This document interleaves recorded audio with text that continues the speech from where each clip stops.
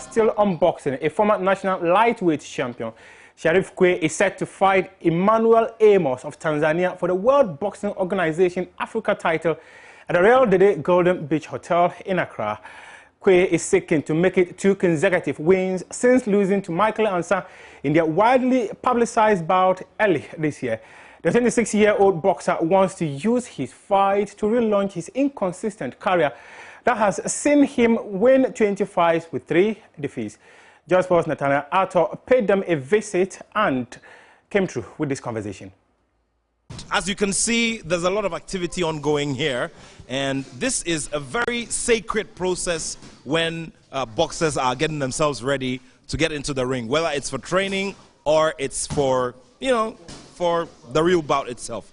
So, Carl Loco, the trainer, has just joined us, and they're getting ready for a sparring session. Nikal, thank you very much for your time. Yeah, thank you very much. No? How has today been? Your regular day. I mean, I know that normally you have the morning sessions and the evening sessions as well. Yeah. I mean, to be honest, yeah. I mean, we are in the week of the fight, so things are a little bit different from the normal days. And we are finished with the morning session, which was just controlling the weight and moving on. And after that, we also have to go out there to do a little bit press. About the upcoming fight. So the day has been another busy day. Looking forward to finish the work. Yes. Okay. Sharif, everybody has been talking about the new Sharif. The new Sharif. Tell me what is running through your mind right now as you get ready for this very big fight. You've been promising the fans that you are going to show them something new. But tell me what's on your mind right now. Like I said, I can't talk much about training that I'm training because I know that I'm training a long time, and right now the fight is near. You understand? So I can't talk much because the weight is worrying me. You understand? But I'll show all my fans and all the medias, or anybody who come at Arena. I'll show him Sharif Quaye inside of me. Carl, there's been a lot of talk about the last bout, the bout that was lost and everything. What kinds of valuable lessons have you picked from that bout going forward? Because the mantra for this new bout, which is a very big one as well, is the renaissance, the newborn Sharif Quaye. What lessons did you pick from that last bout? Yeah, thank you very much. If I have to refer back to the last bout that got him, his last bout, 1 fight, that got him the loss. We had a game plan. The game plan was going perfectly, was going smooth in terms of using the middle of the ring. But yes, a boxer is a boxer. Anything can happen that when he moves to the wrong direction a little bit, that can bring problems. So we realized that we went off a little bit from our game plan, and that is exactly what we were talking about. I personally have been telling him, and it happened that way, and we got the bad results. But hey, before that decision happened to him, everybody can see clear that Sharif was proving everything as a boxer than his opponent. But in boxing, we have lose and we have. That fight happens later tonight. But now let's talk about football. And the Ghana League Clubs Association chairman, Kudze Fiano, has told Hearts of Oak to improve their performance and not their attribute after their disappointing Africa campaign. According to him, with such performances, you will lack support from the corporate world and your supporters as well. Hearts of Oak, who dominated Ghana football by winning the Premier League and FA Cup, but could not replicate those displays on the Africa continent as they were kicked out of the competitions, that is the CAF Champions League and Confederation Cup, by the likes of Esperance and JS Saroura. Fiano insists that the Phobians are not good enough for Africa, and he says Ghanaians must replan and rethink about clubs participating in Africa. We've been working behind the scenes. I believe that a lot of effort went into, if the father of the nation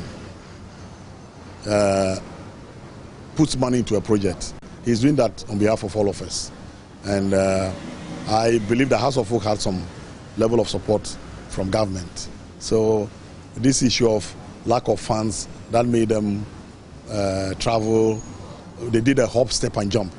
I don't think that was the case. It's just that we need to be honest with ourselves. We need to put a little bit more. You can put in the money, but if the result on the field of play is not complementing that effort, then something will have to be done. We need to look at the quality of our teams that represent us in the inter-club competitions. Hazakers ladies have shown the way. The maiden edition, they went to WAFU, they won. We thought it was a fluke. They went to the Champions League itself and came out as runners-up. So yes, we also need to look at the quality.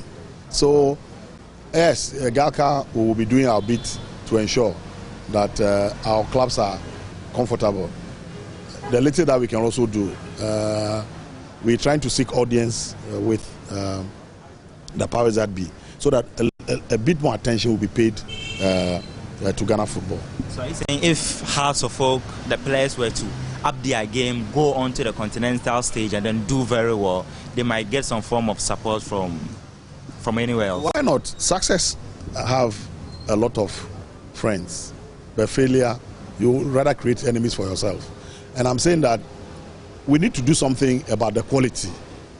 We need to do something about the quality. Why should Ghanaian clubs be struggling to even make it to the group stage? The year 2000, nobody needed a soothsayer or a prophet to tell you that Hearts were ready to win the Champions League. They were beating Esperance in their own backyard. Why? Because there was quality. So I think that we need to work first on the quality, then all other things will be added onto it.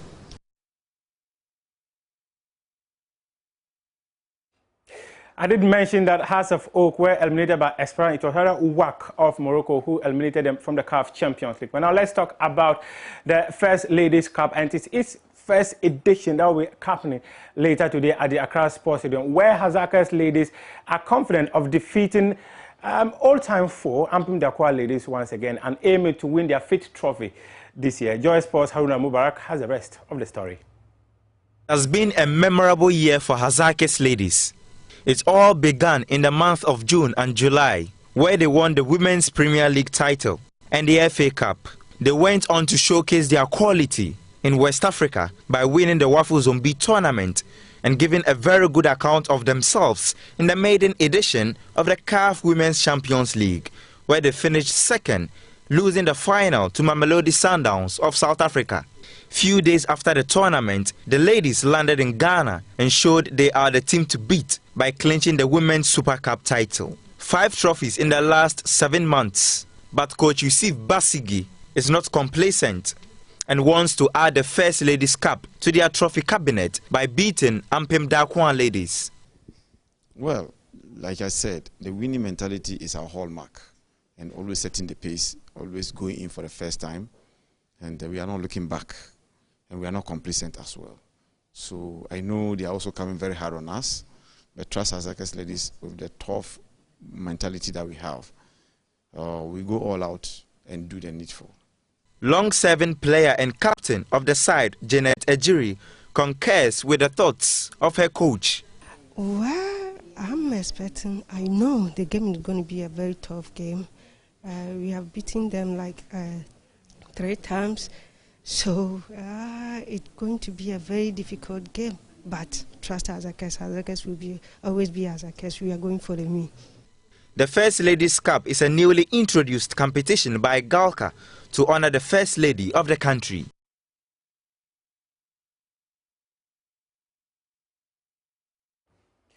What a year Hazakers ladies have had, and let's talk about how one of the companies that have supported them, that is Ghana Maritime Authority, their Deputy Director General, Daniel Epiane, has called for support for women's football after the success of the team in the maiden edition of the CAF Women's Champions League. Speaking to Joy Sports, after the team paid the authority a visit to present medals won at the competition, Mr. Epiane noted that support for women's football will catapult teams to greater heights. Our decision was born out of the fact that we realized their achievements. When they attended, they went to Cote d'Ivoire for that WAFU tournament. We heard of them. And then the CEO approached us with a proposal that they were actually looking for institutions to support.